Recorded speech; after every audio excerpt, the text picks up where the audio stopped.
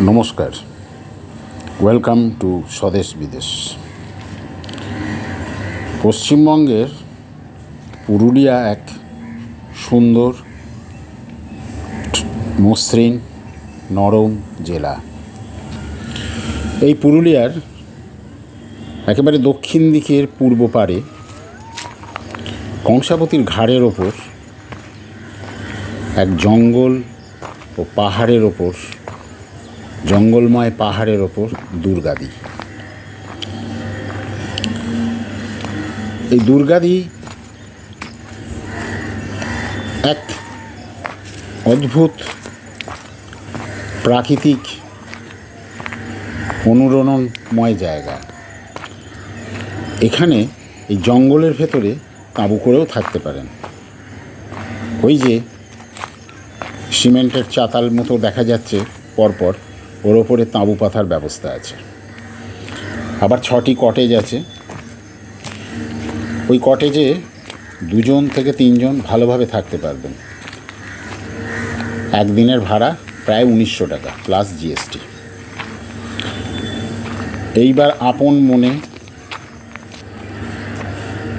যদি প্রকৃতির সঙ্গে সখ্যতা করতে চান, তাহলে এই সুড়িপথে হাঁটুন দুর্গাদির গহনে।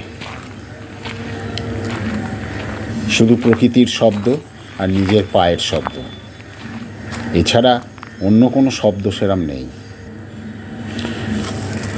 এই যে যত গাছ দেখা যাচ্ছে, অধিকাংশই সোনাঝুরি গাছ। আপনা আপনি তারা বেড়ে উঠেছে, গড়ে উঠেছে।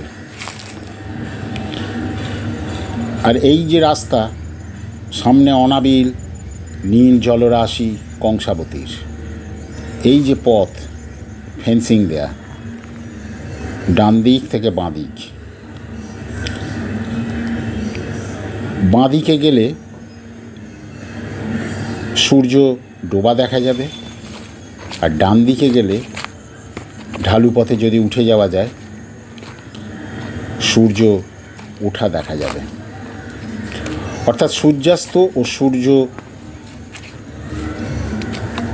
ওঠা দুটোই এখানে দেখা যাবে। আর এই হচ্ছে কটেজ। এক রোম্যান্টিক অদ্ভুত এর হাতছানি। একেবারে গোধূলি লগনে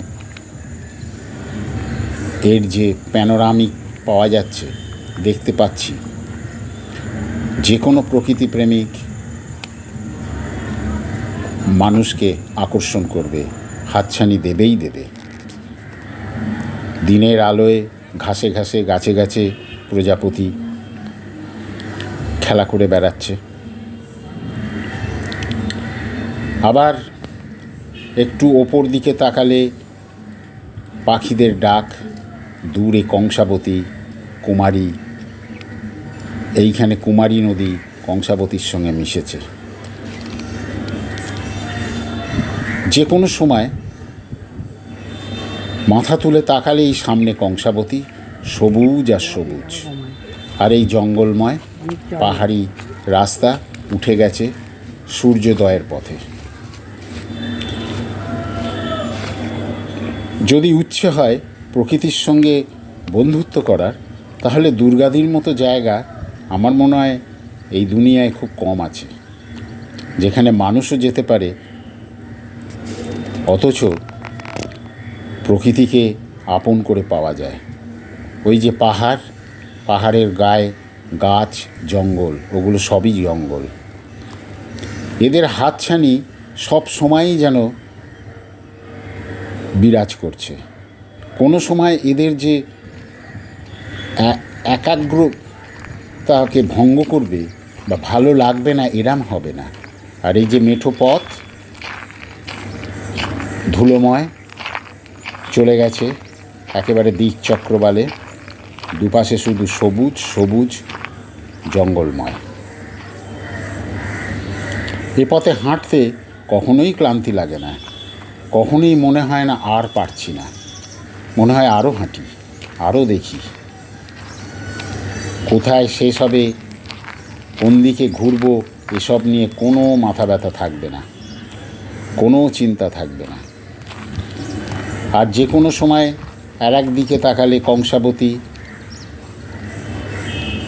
বিভিন্ন গাছের ফাঁক থেকে দেখা যাচ্ছে নীল জলের কংসাবতীকে, আর তার সঙ্গে আরও দূরে কুমারী এসে মিশেছে। ওই যে দূরে জঙ্গল, ওই দূরে মুকুটমণিপুর, যে মুকুটমণিপুর ভ্রমণ রসিকদের বহু পরিচিত এবং অতি পরিচিত একটি জায়গা। কিন্তু দুর্গাদির এক এমন আকর্ষণ, কোনো সময় মনে হয় না একে ছেড়ে অন্য কোথাও যাই, খালি মনে হয় এর মধ্যেই থাকি, এর মধ্যেই আমি ঘোরাফেরা করি। দুর্গাদিকে ছেড়ে যেতে মন চায় না, প্রাণও চায় না। এই যে সুঁড়ি পথে হাঁটতে, এই রাস্তাটা চলে গেছে দুর্গাদিদের প্রবেশ পথের একটু আগে। এই রাস্তাটি, এই রাস্তায় যদি হাঁটা যায়, আমরা শহরের মানুষ যারা, তাদের কাছে মনে হয় এখান থেকে আর কোনো দিন যাব না, এ যেন আমার আপন দেশের ঘর, এখানেই আছে আমার নিজের ঘর। এই যে রাস্তা, এটা আবার কংসাবতীর জলের সঙ্গে খেলা করবার রাস্তা। এই রাস্তায় হেঁটে গেলেই কংসাবতীর জলে গিয়ে পা ছোঁয়ানো, হাত ছোঁয়ানো এবং স্নানও করা যায়। আপনি যেরামভাবে খুশি সেরামভাবে ঘুরুন, যেরামভাবে প্রকৃতিকে চান সেইরামভাবে নিন, গ্রহণ করুন। দুর্গাদি আপনাকে কোনো সময় নিরাশ করবে না। ওই যে জলে পাহাড়, পাথর এবং গাছের ছায়া, এই দেখতে দেখতেই সময় চলে যায়। মনে হয় দিনটা বড় ছোট, ক্ষণটা বড় ছোট, আরও কিছুদিন থাকলে খুব ভালো হতো। চলে যান